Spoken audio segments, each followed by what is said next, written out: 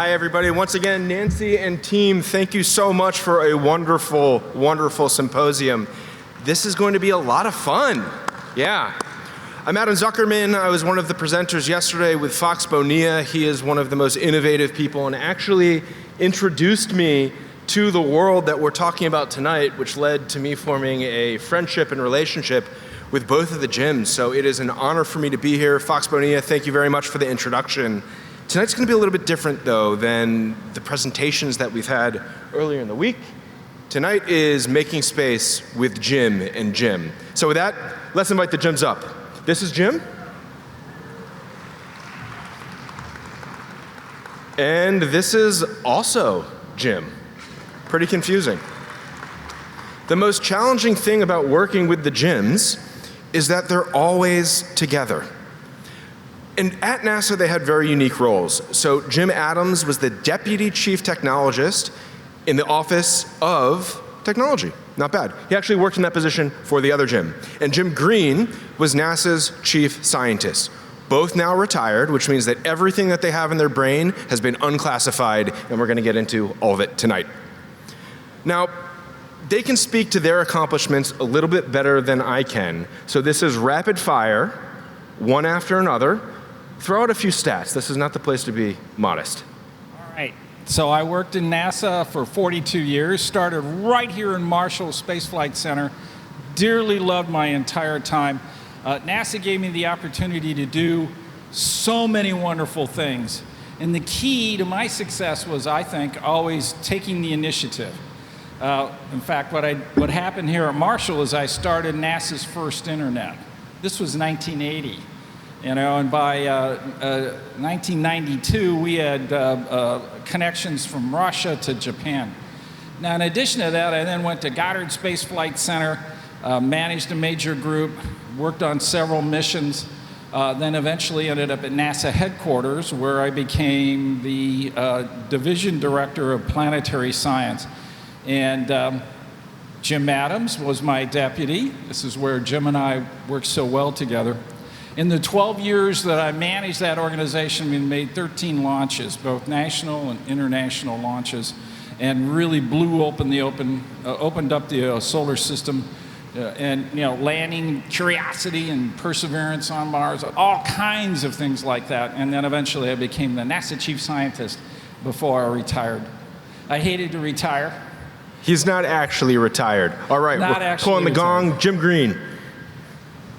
So this is Jim Adams, actually. That's all right, Adam. How long have we known each other? Yeah. So I studied physics in school, got out of college, worked for General Electric Company in Valley Forge, Pennsylvania, designing and building spacecraft, as well as I have a couple of nuclear bomb craters in Nevada under my belt. Over the course, I ended up with a master's degree in electrical engineering, and one day NASA said to me, you need to be working for us on what was then called Space Station Freedom. So I came to Goddard Space Flight Center to work on the space station design, and then worked my way up through the ranks of project managers. And one day I got another phone call. It was from astronaut Mary Cleave, who said, I need you at NASA headquarters. And that's when Jim and I became like a shotgun wedding, director and deputy director of what I think was probably the best job anybody could have ever had in their career, running the planetary science division in the early 2000s. And then subsequently, I got another phone call, and they said, you really have to take this job managing the technology agenda for the agency. So I did that after turning it down 3 times. And then in 2016, I retired. And now I get to do whatever I like, and a lot of that is based in South Africa. I've been over there 23 times and getting ready to go back for my 24th. I do some consulting. So it was a fun career. I counted up the number of missions I had been involved in, and it was over 30, and all of them successes. All right. See, we had a timer. The most challenging thing Wow. when you talk to the gyms is because they have so much knowledge. If you ask them about a bolt, they can literally speak to you for 5 minutes. Oh yeah, I have a great leading to story an about hour. that. I'm joking. So, timers are set. We're not using this one, but we're going to. Now, Jim A, we're here. We're talking about NASA. We're talking about AI. I'd like you to take just 2 minutes, 2.5 minutes maybe, to talk about the retrospective. And then, Jim Green, I'd like you to take AI and talk about the future of what you think NASA is going to be using. Well, when I hate to sound like the old codger, but when I first started building spacecraft, they were considered state machines. They didn't even have flight computers on board them. Of course, the first flight computer was built for Gemini, but the satellites that we were building were just state machines. Operations would log in or communicate with the spacecraft and change the state of the spacecraft, and it was all kind of would happen in real time. And then over time, we began to add computers to our spacecraft. There was one mission that got into a lot of trouble because we decided we were going to create this autonomy engine. And we didn't really know what we were getting ourselves into, but we created 1,200 autonomy rules, all of which had to be simulated and tested and validated and retried. And then along the way, we began to realize that we need a better paradigm for implementing autonomy and ultimately artificial intelligence as we move forward into the next generation.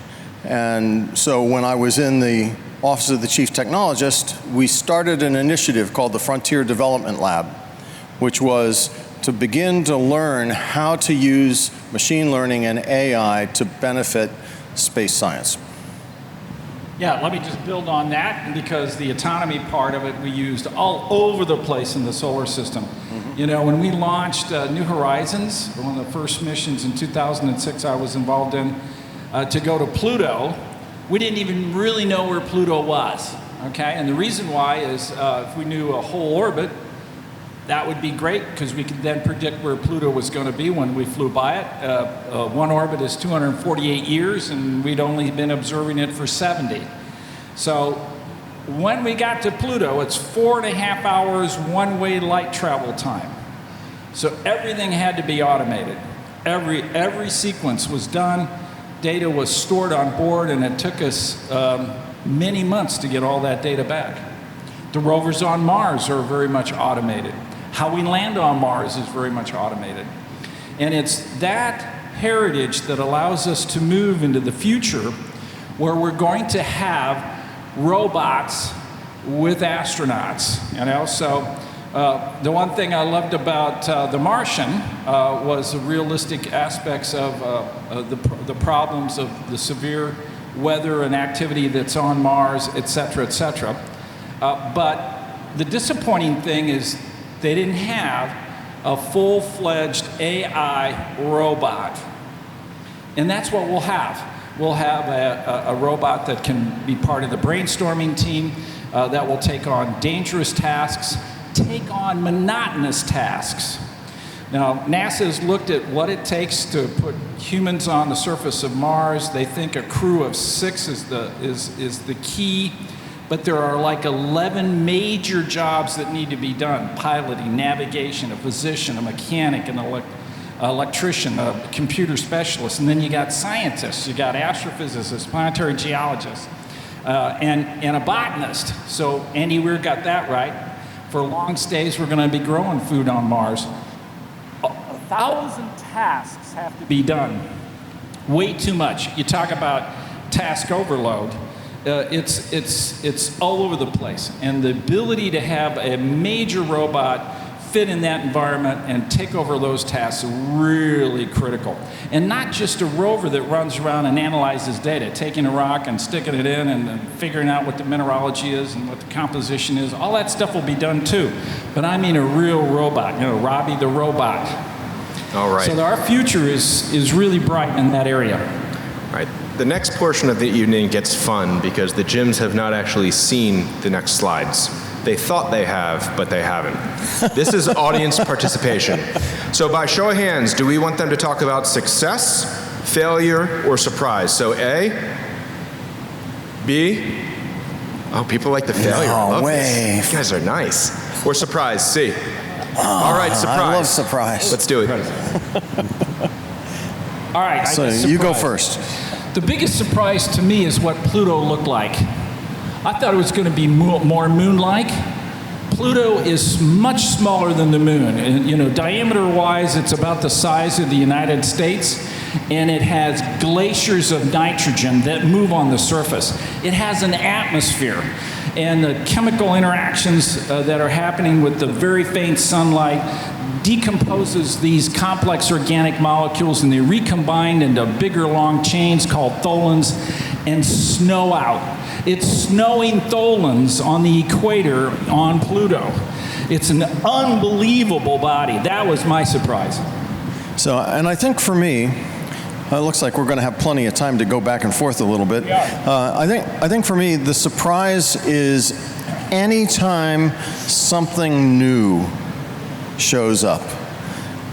There was one time when Dave Lavery, if you remember, showed up in my office with this thing called HoloLens. It was still embargoed.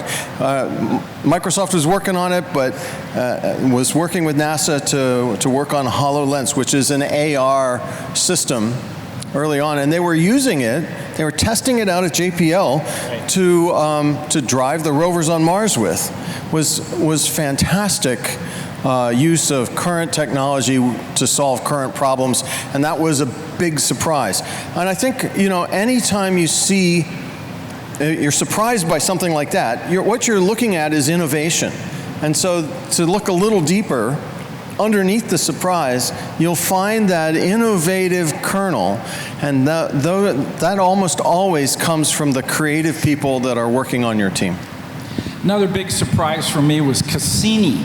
Cassini we put into orbit around Saturn, and it was doing fantastic. It was doing all kinds of gravity assists with this very huge moon called Titan. Now, Titan is so big, it's bigger than Mercury, has its own atmosphere, huge clouds, and it's raining methane on Titan, building up lakes. And these lakes move from northern hemisphere to southern hemisphere depending on the season. It's an absolutely spectacular body. Now, in addition to that, another moon at Saturn really changed our thinking about whether life could be out in the outer part of the solar system, where we thought only water exists in frozen form, and you need liquid water for life. And then we found a moon called Enceladus, and the gravitational squeezes from Jupiter are causing that body to melt its ice, creating an under ice crust ocean, and the cracks that occur blow these huge walls. I'm changing mics. Is it ready? All right, thank you. Huge walls of water that we flew through and grabbed material, and we tried to analyze it, but Cassini couldn't analyze whether it had any life in it or not. It just wasn't designed to do that. Well, once we realized that liquid methane on Titan could be that solvent for life not like us, really foreign life, what we call weird life, and Enceladus could have complex fish and other things in its ocean, we realized we had to, at the end of the life of Cassini, get rid of it in a different way than we had planned. We were going to just let it run out of fuel. But we couldn't do that. It could crash into Titan, or it could crash into Enceladus. So I had to sign the paperwork to destroy $4 billion of government equipment, and we ditched Cassini right into Saturn. And how we did that was spectacular. We used Titan to jump inside the rings, and then did a couple orbits where we eventually... I'm sorry, you're out of time. Yeah, okay, that happens. So can I have 1 minute? We'll give you 30 seconds. 30 seconds. So I've told some of you this story. This is a surprise story. I got my job working for Jim. I went out to JPL to watch the test run of the Curiosity rover. And in the tread of the wheel, they had reverse embossed the letters JPL, right? And so I asked them, what is that? And they said, well, that's a visual indicator, so we know how many times the wheels spin around, you multiply by the circumference, and you get the distance the rover's traveled. Great. I get on a plane, I come back, and I'm talking to Doug McQuistion, who worked for us, running the Mars program, and I said, you know, I don't like that. Tell them to change it to NASA or USA or Earth or something, but not just simply JPL.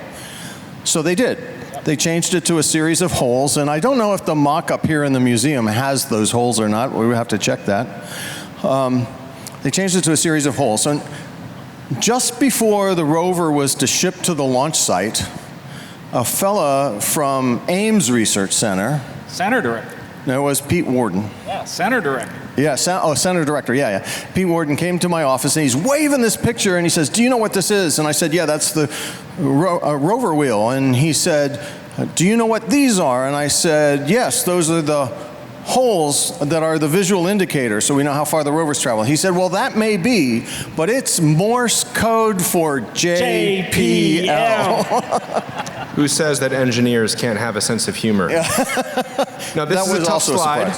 By a show of hands, who would like to learn about Mars? B, Mars, or C, Mars? All right, I think that we have Mars, gentlemen. Mars is good. Well, I guess I'll go first. Fine. I think, you know, for Mars, the most amazing thing for me isn't a mission. Well, it's kind of a mission, but it is a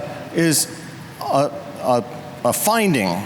So if you recall, in the 70s, the Viking lander landed on the surface of Mars, went to this plateau where it was safe to land, and dug up a little bit of soil and kind of found really nothing in it, iron mostly, not even any water or signs of life or anything like that. So put the soil back down, we finished the mission, and planetary science over the next several decades evolved to be the entire solar system. Well, years later, when we were running planetary science, the Mars Reconnaissance Orbiter was flying over that region, took a picture of that plateau, and saw a crater, a small crater, just a few meters across, that hadn't been there on the previous orbit. And you could see down inside this crater, where it had been impacted by a small meteorite, a layer of water ice. And we were able to tell that it was water because in the next orbit, the ice had begun to sublimate. There was less of it, and then eventually it was gone. So we knew it was water ice, and it was just 3 centimeters deeper than Viking had dug. Had Viking dug down just a little deeper, the whole history of solar system exploration would have changed. Mars microbes in that water. Maybe there would have been. It's designed to do that. Yep. So for me, if you walk around and you look at the Apollo capsules and you can see how wonderful they are, think of Curiosity, the 1-ton rover that Jim and I put down on the surface of Mars in 2012. That thing is so big that it had to have its capsule, and that capsule was so large that Apollo capsule would fit inside it. This 1-ton rover is really difficult to get down on the surface. Mars's atmosphere is thin, and it's not enough to stop it. It hits the top of the atmosphere going 7.8 kilometers per second, and in 7 minutes, it has to be lowered to the surface going centimeters per second. You got to take all that momentum out. And that was really difficult to do. We couldn't get it ready in time for our first launch window in 2009, so we waved it off. Jim and I had to find another $495 million to keep the team active and solve all the problems that it had. I mean, it took like 10 miracles. One of the things I learned in NASA is each mission can tackle one miracle, but don't make it 10. That's all you get is one miracle. Yeah, all you get is one miracle. And indeed, it landed, it worked, and it did fantastic. And we took the same approach for Perseverance. That's why Perseverance looks just so much like Curiosity, because we saved all the plans, did all the documentation that allows us to easily do fixed price contracts, build that structure, take out the instruments, and put a new set in. So it's a fabulous 2 rovers, and the only 2 rovers that are currently working on the surface of Mars today. Now, I did a little bit of research and had a few conversations, and these 2 gentlemen love to talk about robots. So why don't we talk about the astronauts training for the future of everything, supplemented by robots? Yeah, so this is what I was really, one of the aspects that I was trying to talk about. This picture, of course, is the 1,000 words that I needed, didn't have the time for. But you know, here's Mark Watney on the surface of Mars and his pet dog Rover. He's going to be needing this. He's going to go out in the field and he's going to take samples. And what did he do? The samples, if you saw at the beginning of the movie, he's putting it in cups and then trying to analyze it. Well, he actually could use this rover. There's a port you could put it in. It would do the mineralogy. It would break it up and then do the analysis of the composition. Now, when we did this with Curiosity, this is the heart of what Curiosity can do. Curiosity found that the material right under the red patina of the surface of Mars is real soils. I mean, it's gray. I mean, it's completely different. And this tells us how the past of Mars was quite different than what we see today. But in that set of chemical analysis, it found hydrogen, carbon, hydrogen, nitrogen, oxygen, phosphorus, and sulfur. All the stuff that life needs to create everything between my 2 fingers. So this really gives us a wonderful feeling that life could have started on Mars early on. It's not on the surface. If it's there, it's in the aquifers right now, which are running water in the crust. In between your 2 fingers, I'm not sure why life needs your wedding ring. Jim Adams, how about you? So I think I won't take up too much time on this, except to say that the future of astronauts and robots working together is the AI. It is the opportunity to enable a robot to go off and do something that we can trust it to do. You know, today we're just barely on the cutting edge of enabling Perseverance to travel on its own. It still doesn't travel very fast. How far does it go in a day? Well, it goes like this, top speed, real racing velocity. It's making its own decisions while it's doing that. It's doing that, yeah. The operators do is they tell it, I want you here in the morning. I'm going to go to bed, and when I come in, there it is.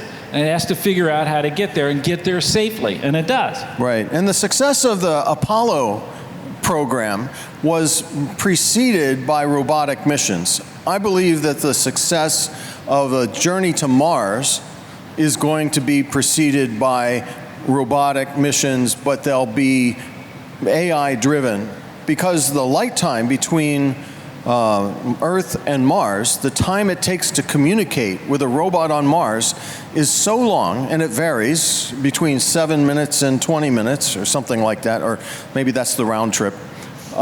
We need... One way. It's one way, 4 to 22. 4 to 22, there we go. We need robots to be able to make their own decisions and to be able to move a little faster than 100 meters in a day. Yep. All right.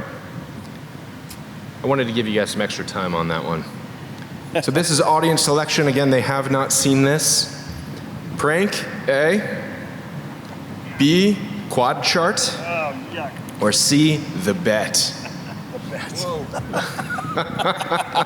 Sorry, guys. Oh, man, Adam, I'm not ever going to share. I'm getting in trouble later, just letting you know.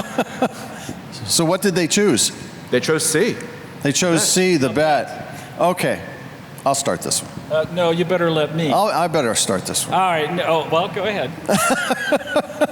So there's an opportunity to determine whether or not there was extant life on Mars right now. And in order to try and get people excited about the idea, I proposed a bet between Jim Green and I.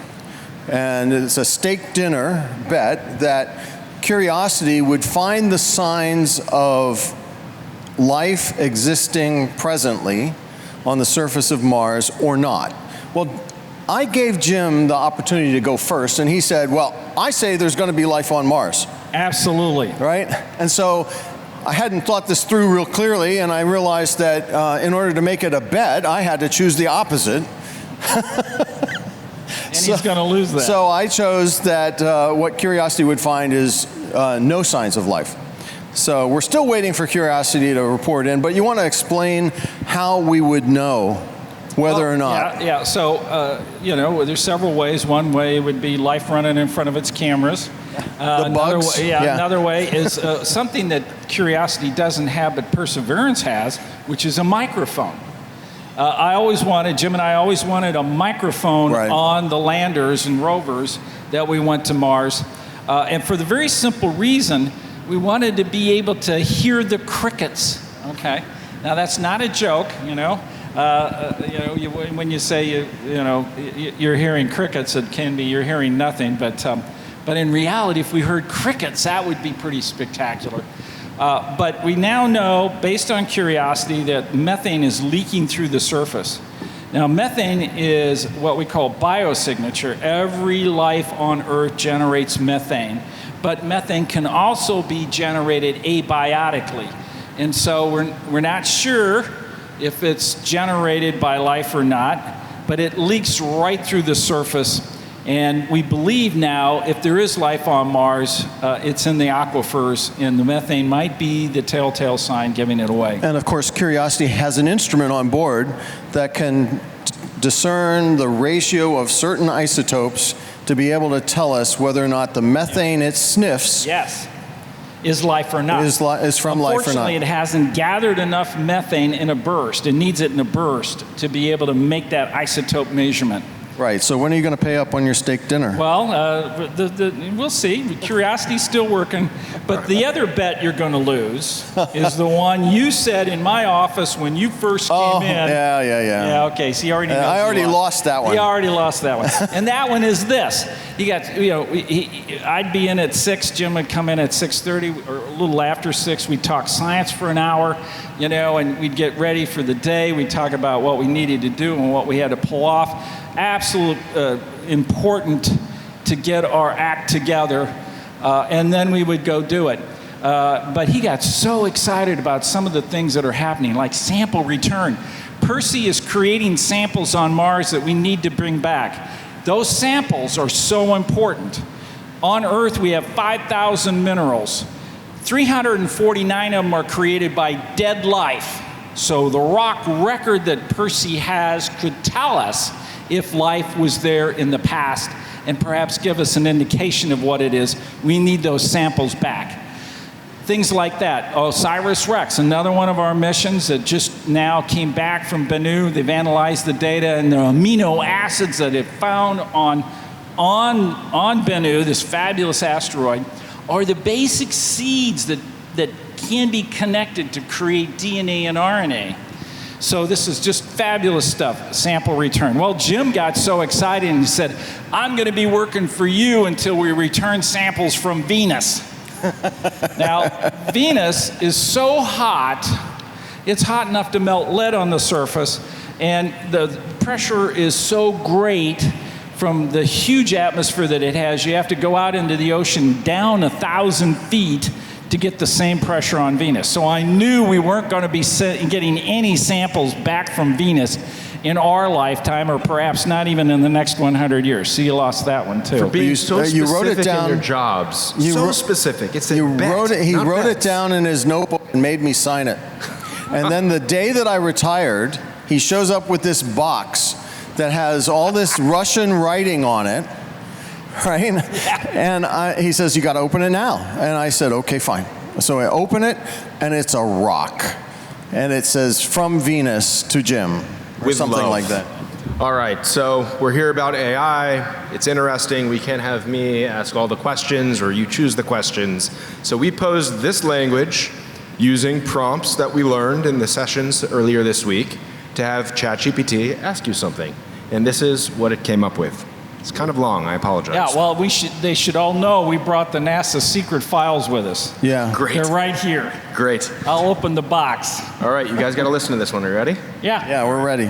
NASA has always been at the forefront of pushing technological boundaries, and AI is now poised to redefine what's possible in space exploration. If you had unlimited resources and no bureaucratic constraints, how would you leverage AI to solve the biggest challenges facing space exploration today? You want to take it? All right, yeah. It's got to be well integrated into our missions in the future, and particularly with human exploration. It's just so important that we have robotic systems that are intelligent enough to contribute as a team member, to be able to perform repetitive tasks, relieving the time that the astronauts have to do that so they can use that time to think about what they're going to do next, the science that they need to do, and form a relationship that can't be beat. So that's got to happen. And I think what I would do, which is really fanciful, because there's some physics problems with it, but I think I would implement an AI system and put it on a mission and send it towards the nearest star. All right. And Looking for life beyond. for life beyond our solar system. All right. Well, it looks like we have just about 10 more minutes, and we may have a few smaller future astronauts at the front tables. If you want to line up right here at the microphone, open mics, any question is on the table. If they don't want to answer, I'll make them answer. So let's pepper these guys with some questions. I think we see an astronaut in training there, right, in the orange suit? Yeah. Or maybe we have a grown-up with a question.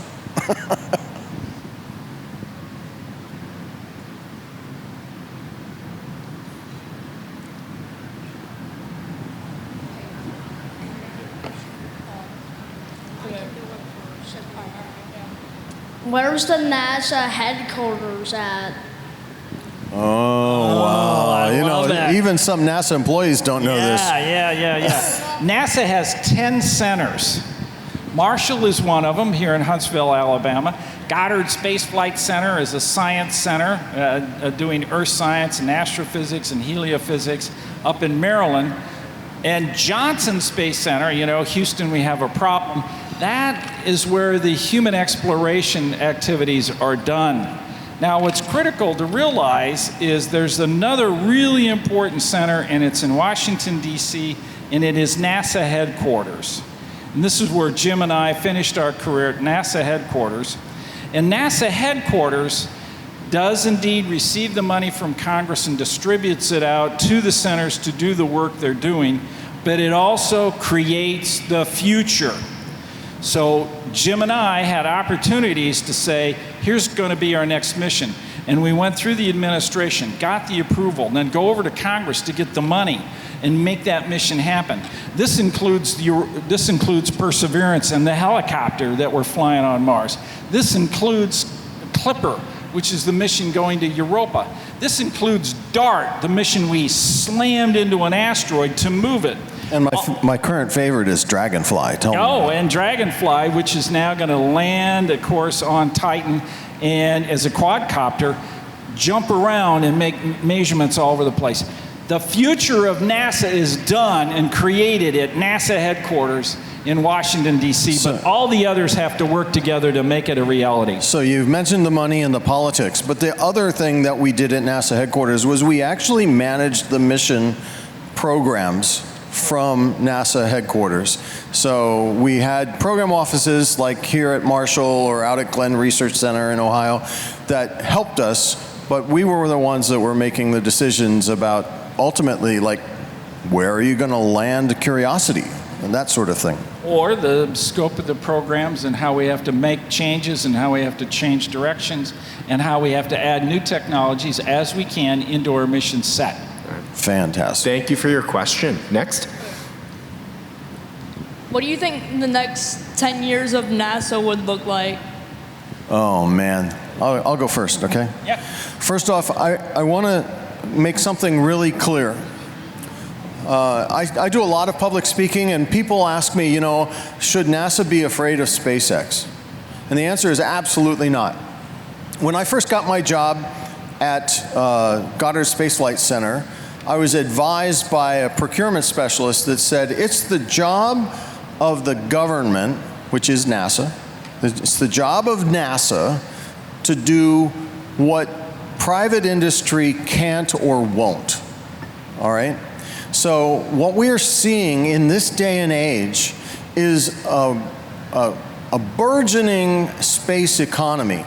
Companies springing up left and right, building new rockets and new ways to explore the solar system, new ways to take people into space. In fact, you know, if you wanted to be an astronaut today, you don't need NASA at all.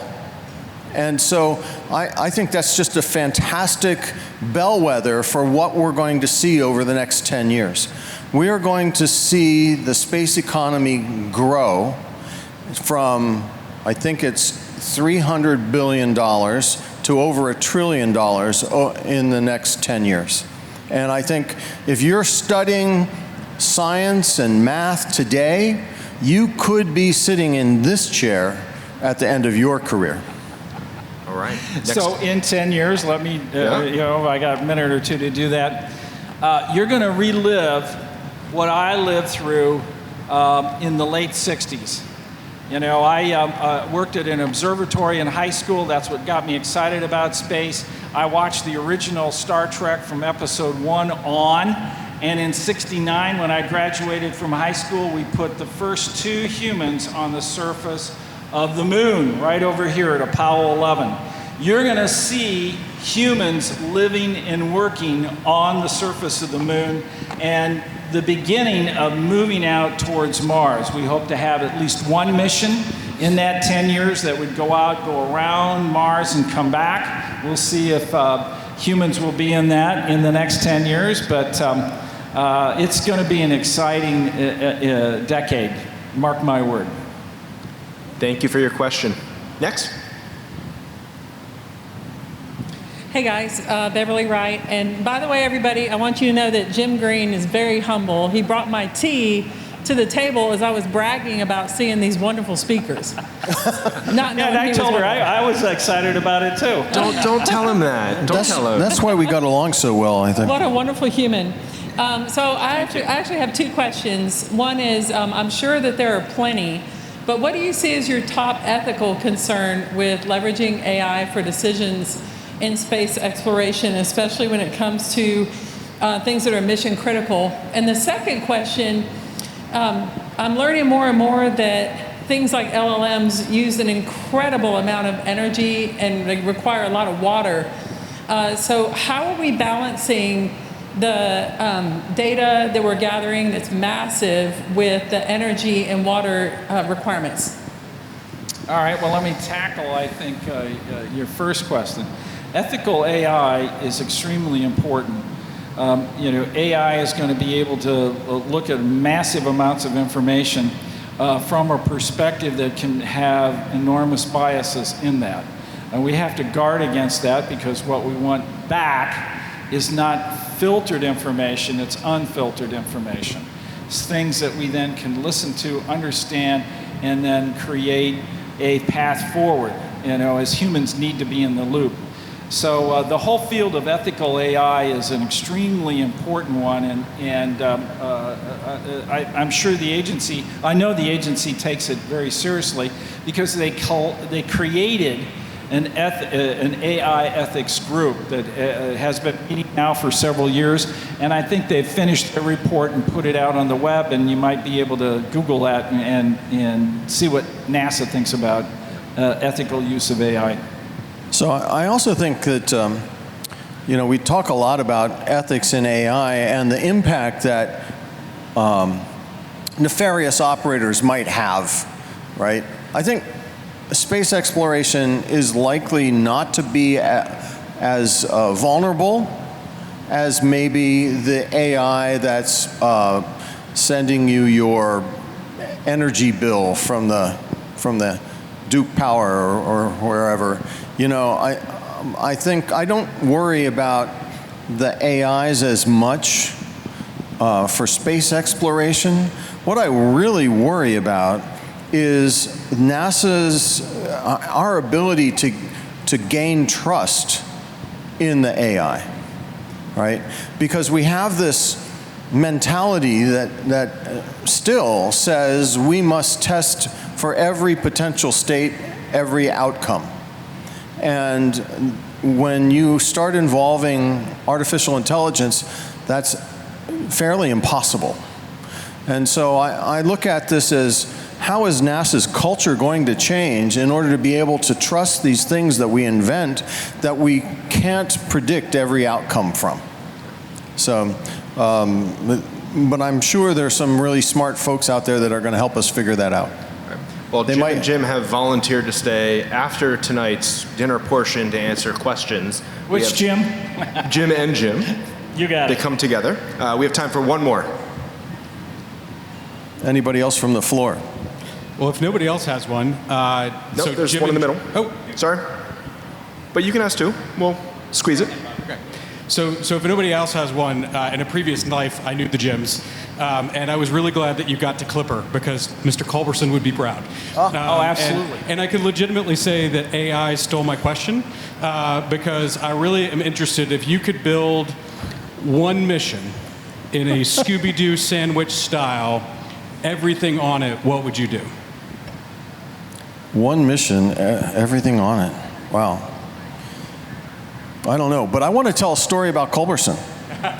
Before you do that, I'll answer the question. All right, fine. So as I said, because I want Jim to lose his bet, we're going to go to Mars, and if we're going to find life, it's in the aquifers. And in reality, they're deep, and what it's going to really require is humans to be on the surface and actually perform the drilling that's necessary to go down. They need the water. They're going to need to tap it. There's an enormous amount of water in the crust of Mars, and in these aquifers, we believe we see plenty of indication that they're there, and that's where the life is. Now, the reason why I believe that, just to take one other minute, is life has got a hold of this Earth like you can't imagine. When I first became head of planetary, I asked our astrobiologist, our chief astrobiologist, what's the distribution of life on the surface and below the surface? And after a year's worth of research, Mary Wojtek came back and said, there's more biomass below our feet than on the surface of the Earth, and even life in the ocean if you add to that. And if something happens and life is existentially removed from the surface of the Earth, there's still an enormous amount of life below it.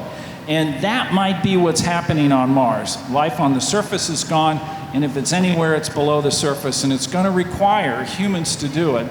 And the only way they can pull that off are with associated robotic systems, including AI robots. Humanoid-like form. So you were an aide for Representative Culberson. Yep. I thought you looked a little familiar. But so Jim and I got called over to his office one day. This is a representative from Texas. I don't remember which district. He was hugely, very vocally, publicly promoting missions to the planet Europa, because at the time, that was the place where we thought most likely were the conditions the best to find. We still do. To find life beyond Earth. Although it's in an extremely hostile environment and it's buried between kilometers of ice, and so it's an absolutely crazy, difficult place to get to. But he had the vision. Right? And so we got called over to his office, and actually they called Jim, and Jim brought me along. And I remember we sat down. On his we couch. were given 15 minutes, and oh, by the way, he spent an hour with us. His man was passionate but very, very intense. He sits down and he looks at Jim and he says, "Are you for me or against me?" So I sat on that couch and I was ready to answer that. And I looked across the room and there was a set of rocks. Okay? I mean, this guy was an amateur geologist, and I thought, we got him. He's on our side. Let's go to Europa. Yeah, we're headed to Europa, and of course, Europa Clipper is just the start, right? It's a reconnaissance mission. NASA has this, or actually Planetary Science anyway, has this strategy of flying by something to do initial reconnaissance, then orbit it, then land on it, and then traverse it. And so Europa Clipper is just the start of something really, really huge, and something you should watch. Now, you can't send humans to Europa because it's embedded inside this very intense radiation belt around Jupiter. But we can send robots, artificially intelligent robots. Absolutely. In fact, I absolutely made sure, if you see him, you can let him know, that we have a high-resolution imager on Clipper. And the reason why is I want that imager to feed forward, because we can't land in any old place. We have to have high-resolution imaging to see a place where we can land, because that's the next thing we're going to do.